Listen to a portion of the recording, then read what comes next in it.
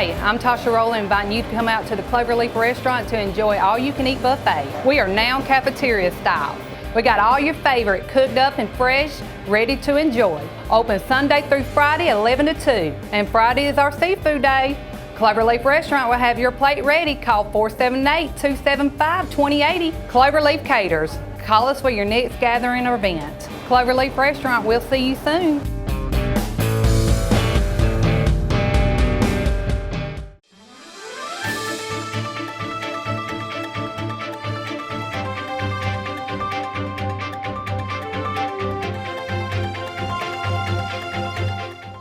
Welcome everybody. I'm glad to have with me, first of all, my dear friend, Dan Stiles. Dan, you and I have talked many a time, I guess, through the years. Yes, sir. And we got somebody new in the hot seat today.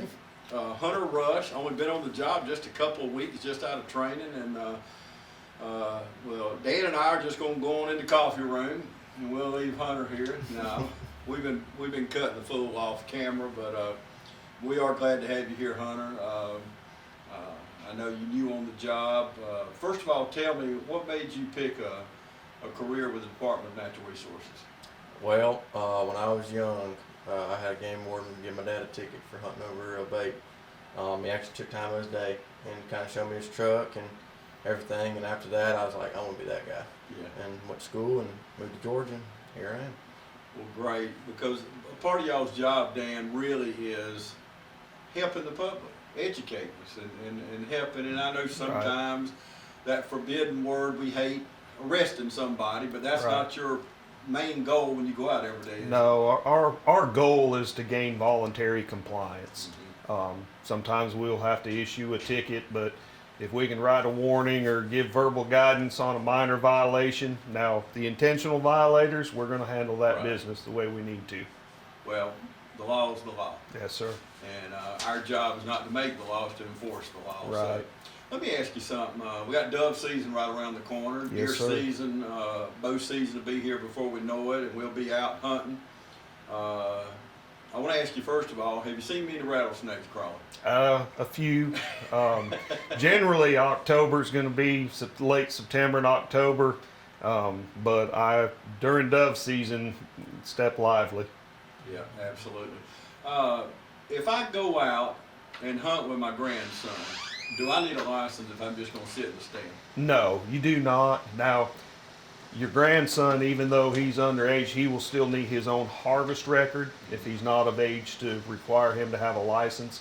And if during the firearms deer season, you would be required to wear 500 square inches of daylight fluorescent orange, just like any hunter. Well, that's just safety. So, yes, sir. That's right. I was looking for my gun permit the other day, and I run across my hunter safety education course I took at the Buckarama in Perry. And you know, my son, when he was like 12 years old, and of course he's 36 now, so that's going to tell you we're dating this right now. Yeah. But you got a hunter education course coming up, don't you? Yes.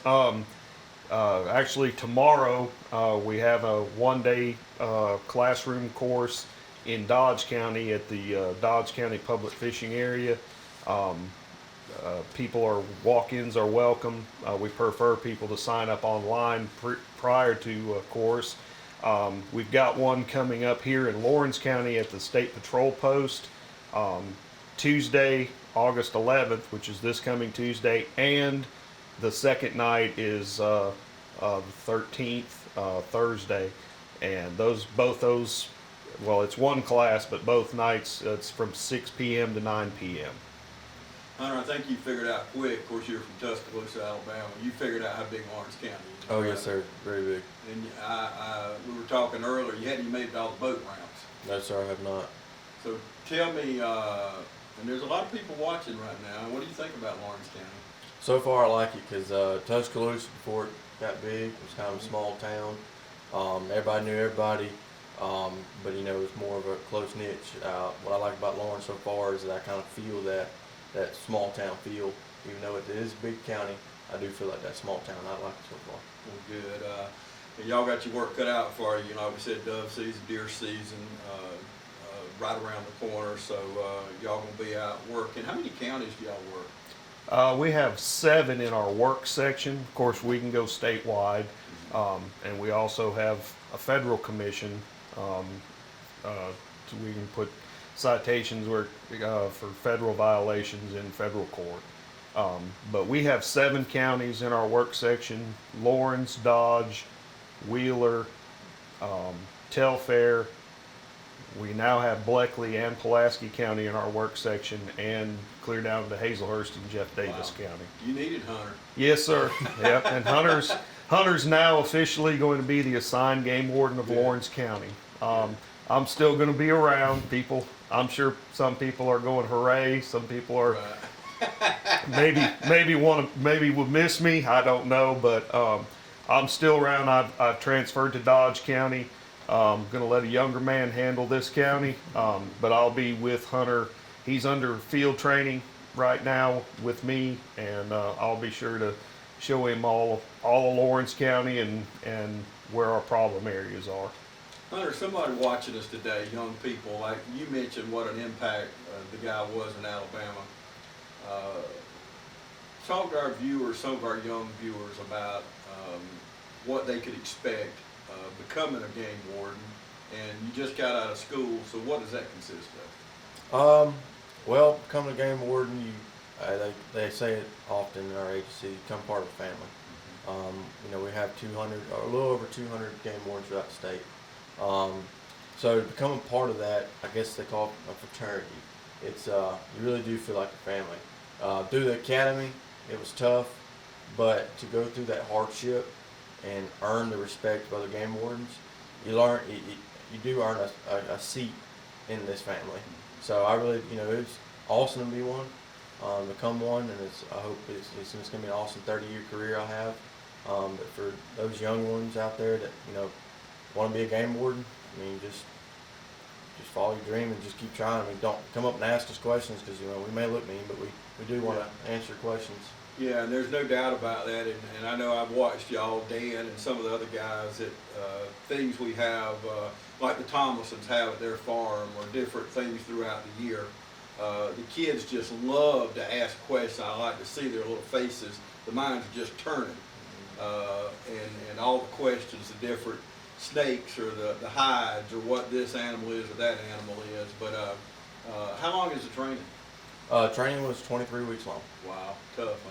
Yes, sir. It's 1 week shy of 6 months. Now, with the wonderful COVID we had this year, ended up being 29 weeks. So it was definitely a long training. What if you had to go back through training now, Dan, after 26 years? I don't think I'd make it. It's some intense training, from boat operation and ATV, plus we're state mandated officers. We go through the same training academy as through post, and then there's the game warden part, and the cadets in the academy are up at 4:30 in the morning.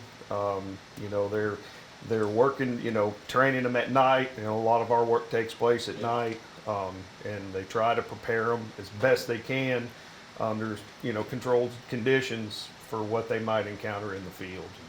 And there's so many things to work for the Department of Natural Resources.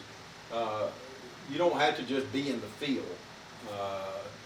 So if you're watching us right now and you say, "Oh gosh, I couldn't be out there trampling through the woods at night, or doing this or doing that, or maybe I'm too little for this," there is so many opportunities from. Absolutely. If you want to fly a helicopter, there's the aviation part, or there's working the regional office, working with computers, or there's so many jobs, aren't there? Yeah, there's within the law enforcement division of DNR. We have officers. They're regular field officers, but they're also canine officers. They assist other agencies with their canines. We do have an aviation unit, both helicopter and fixed wing aircraft. We do have, Hunter mentioned there's a little over 200 game wardens in the state, but that includes the people behind desks, all the way up to our command staff. And, there's some opportunities there. Plus, there's all the different divisions within DNR. You've got the Wildlife Resources Division, which encompasses three different sections with game management, fisheries management, and non-game, either wildlife technicians and biologists. There's the state parks division, coastal resources working on the salt pond. I'm trying to think of some of the environmental protection division of DNR. So there's other career options if you don't want to be a gun carrier and still work with the outdoors of people and wildlife.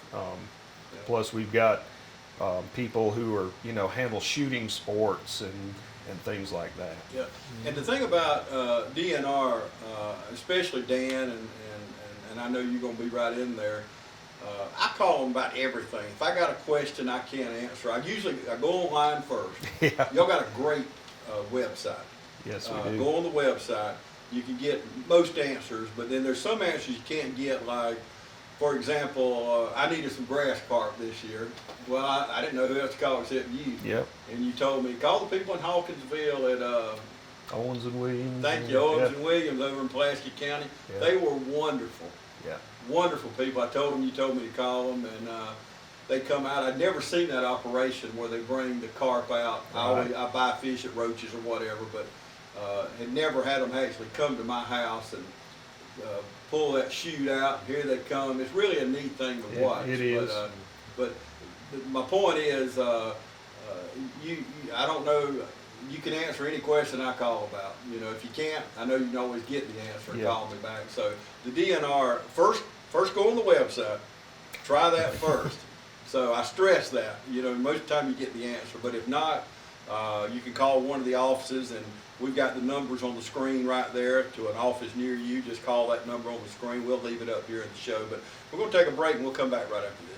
Summer's here and we're at Roach Farm and Garden. Time to treat your feet. We have a full line of Georgia boots and a new shipment of Twisted X boots and shoes. And while you're getting your boots, grab a pair or two of Carhartt pants. Make your honey happy, our greenhouse stays full with new shipments of plants every day. From your yard, small garden, or 1,000-acre farm. Roach Farm and Garden carries all your seeds, fertilizer, pest, and weed control supplies. Special projects around the house or farm? Roach Farm and Garden has all your bolts, screws, nails, welding, and electrical and plumbing supplies. Don't forget, we have a full line of pet supplies and feed for anything from chickens all the way to horses. While you're in, check out our new batch of bunnies. So come check us out at Roach Farm and Garden, 2 locations, Dublin and Wrightsville.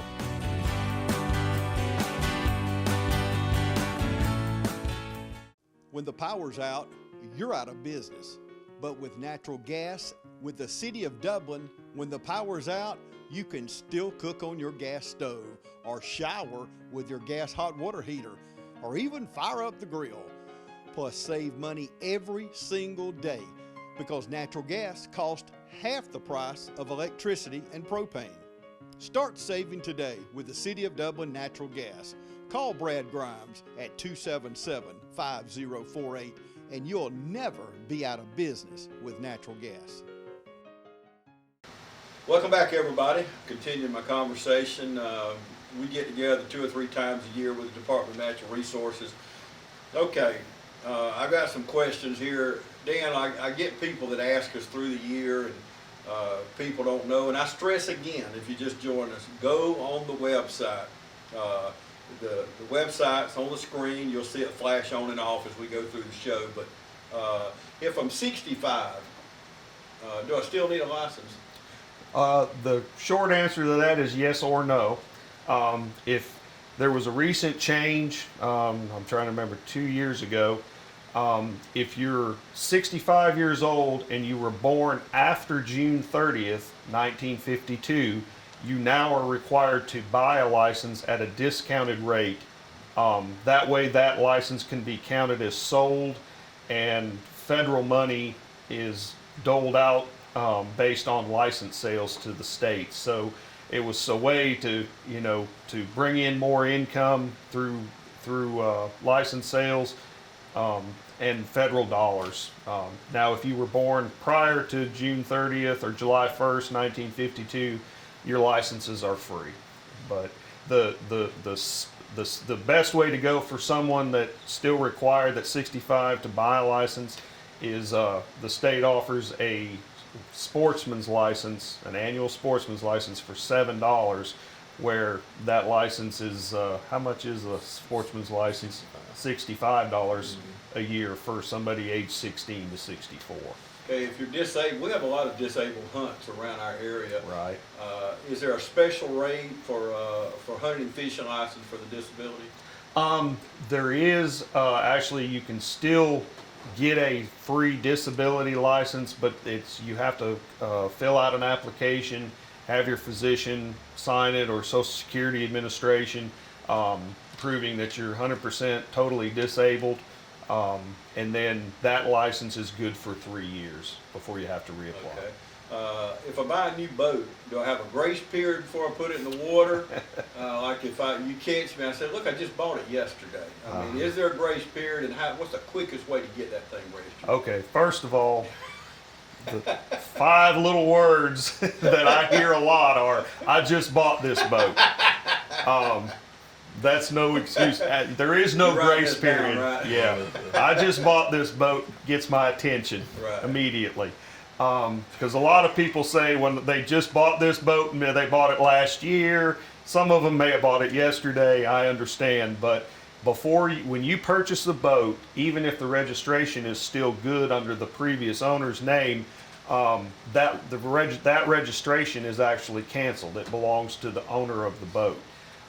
So before you put a new boat or a used boat that you just bought on state waters, you do have to have it registered.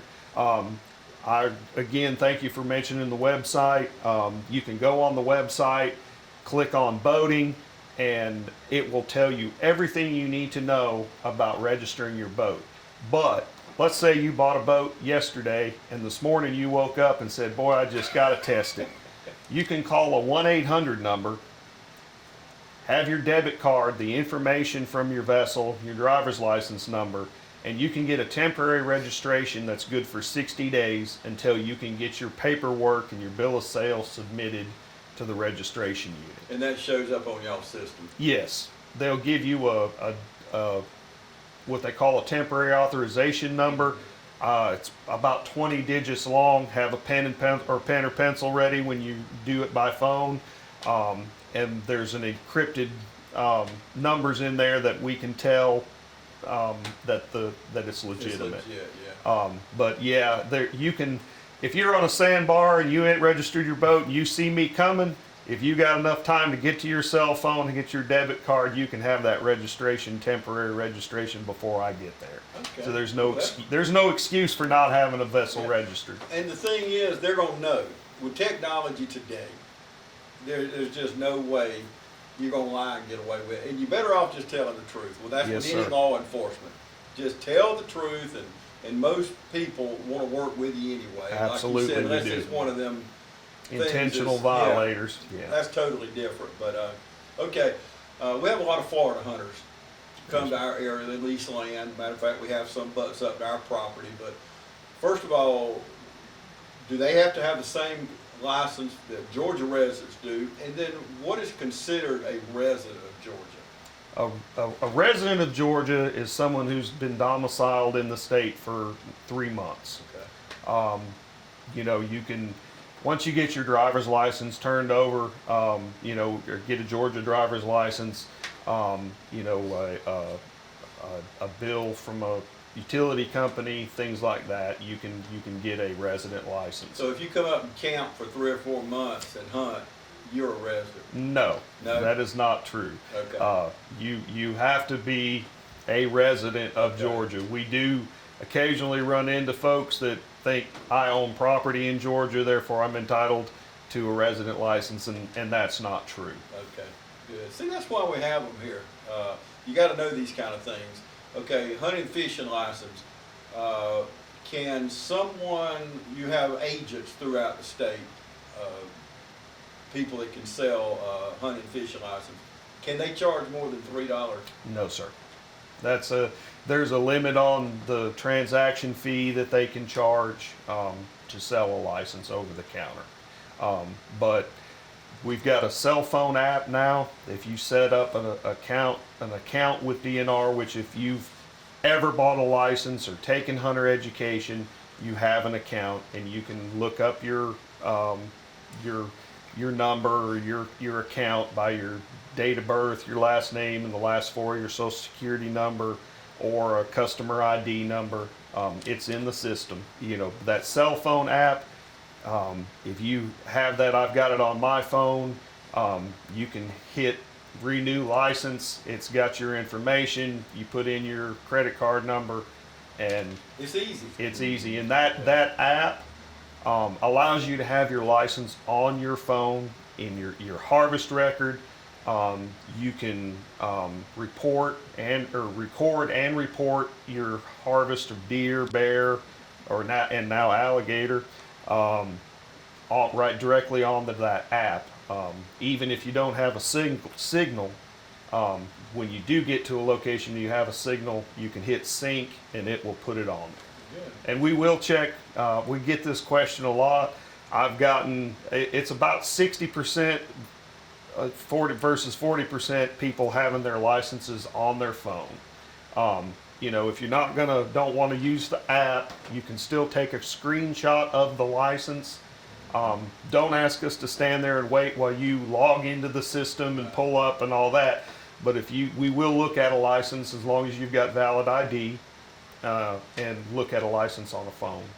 You know, I was thinking of this when you was explaining all that. We're going to have to do a show one day, a day in the life of a game warden. That'd be a fun show. Now, yeah, it would be a fun show. I mean, I can't imagine the things that it's probably never boring.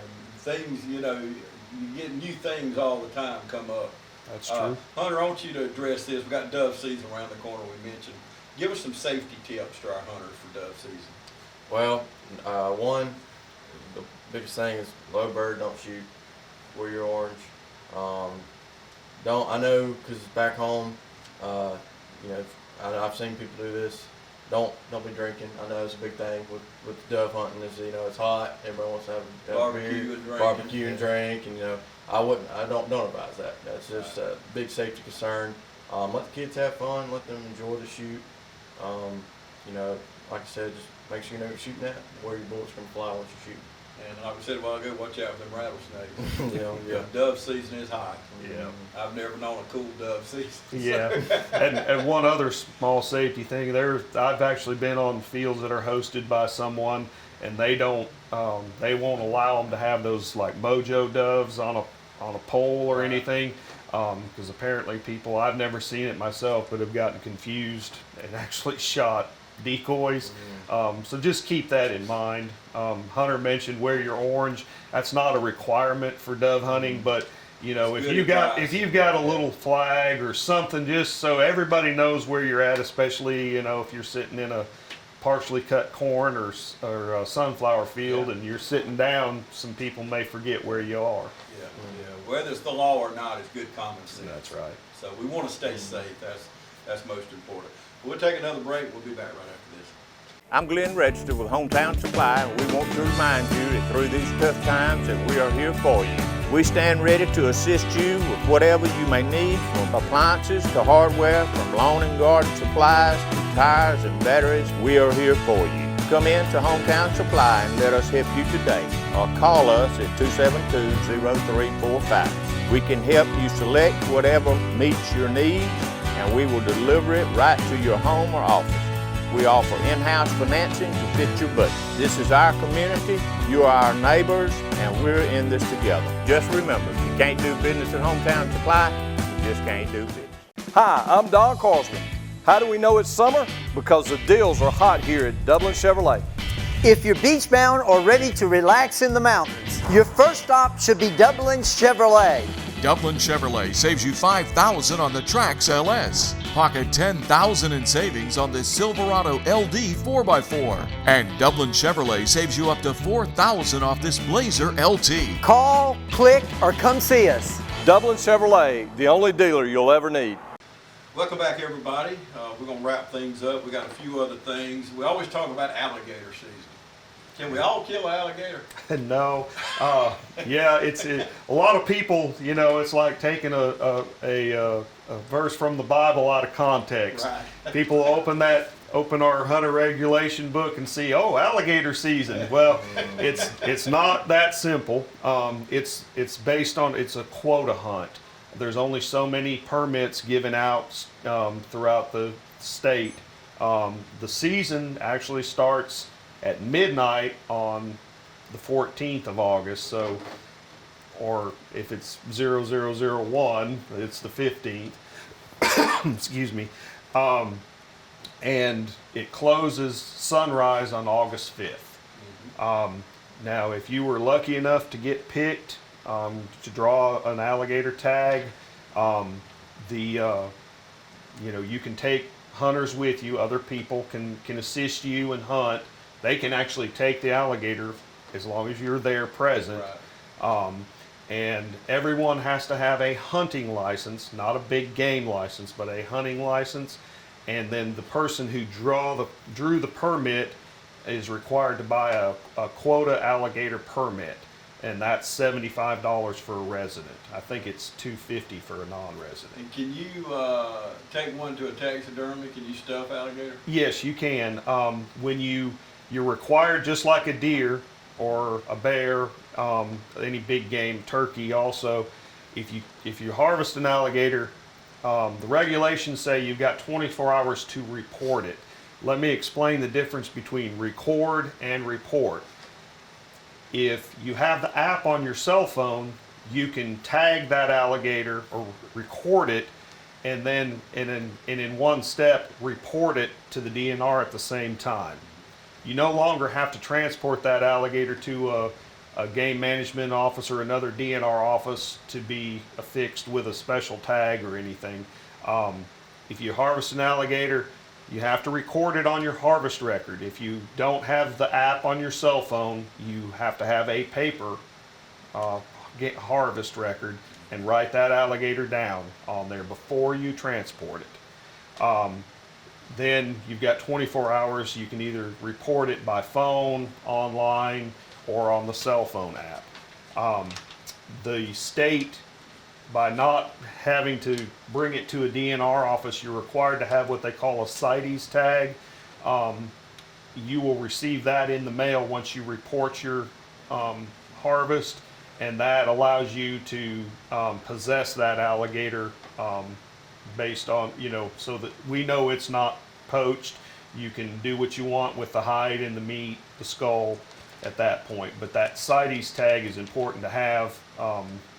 That way it's tracked.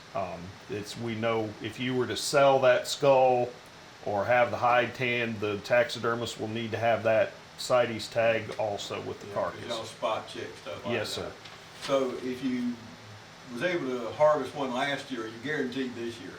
No. It's different every year. Yeah. As far as like drawing a tag,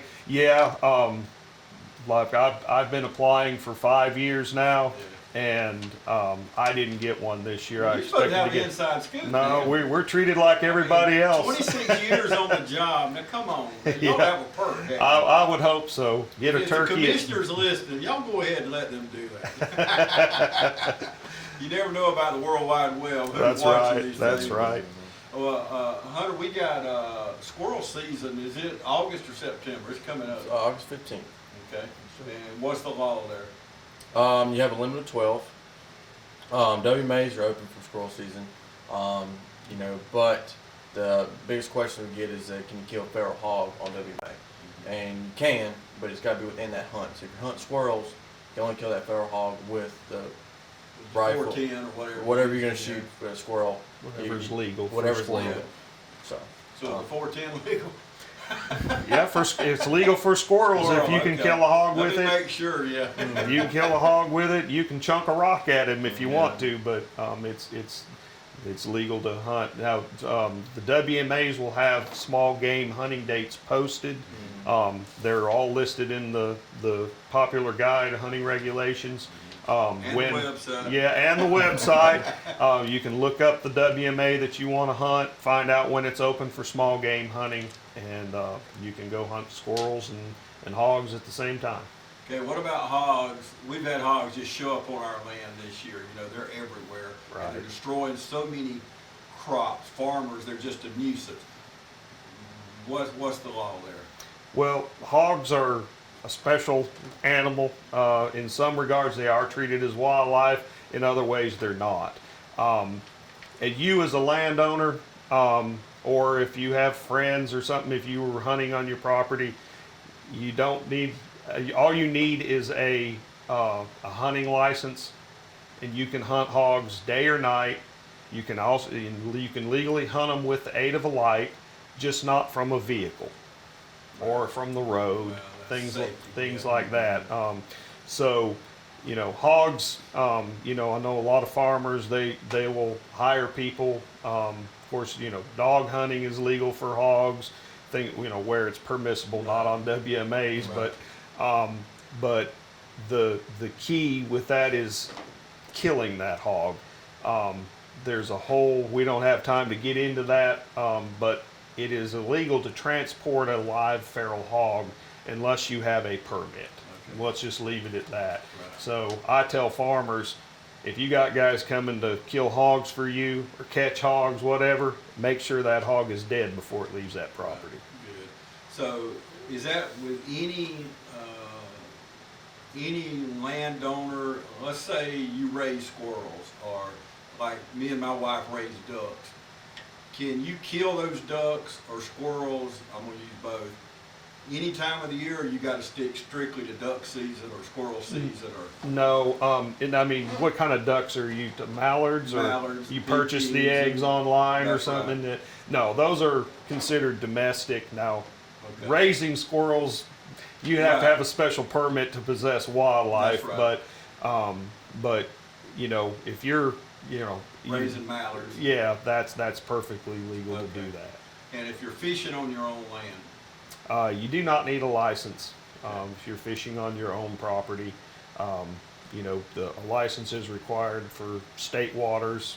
Fishing, a lot of people don't understand, like Turkey Creek, where 441 bridge goes over, the state owns that right of way along that road. So if you're fishing from the right of way, technically that's state waters, so you would need it. Yeah, that's right. It is. Nothing like fishing and hunting, are there, guys? No. I mean, what a great family sport. Absolutely. As long as you, and you've heard us, as long as you're safe and you abide by the laws, and listen, we were talking, I think off camera, or I might have said it on camera, about me and Jeff going, getting our safety license, hunter safety course, but we want to be safe, and we want to teach our kids to live by the laws of the land. Absolutely. We don't want to teach them to hunt deer at night or to do these other things. It's just, that's not a lesson that you want to teach your children or grandchildren. That's right. We need to live by the law, but hunting and fishing, enjoying our state parks, and it's just a wonderful thing. And y'all work for a great organization. I think the Department of Natural Resources throughout the state does a wonderful job. We play golf over at Little Old Mogi a lot, and what a beautiful state park. Yeah, for camping, and people are always out there with their motorhomes, or you got cabins, you got a big lake out there. How big is that lake? You know, I'm not sure. It's big. It's good size. Yeah, it is. It's just, our state parks are beautiful though. Georgia has the best state parks in the U.S. Yeah, and probably Alabama too. Oh yeah. Alabama ain't got many. Well, Hunter Rush, we got him indoctrinated today, Dan. Yes, sir. We'll have him back many times. We want to introduce him to the community. So if he comes knocking on your car window or boat or whatever, you'll know who he is. Just do what they say, and the quicker you do it, the sooner we can get through this thing and make it happen in the right way. But enjoy dove season and whatever else you're going out. Enjoy the outdoors. And as we said before, just take your family out, enjoy it, but live by the law and take care of our natural resources. Thank you guys for joining us today. Thank you, Mr. Key. And thank you so much for joining us today right here on TV 35.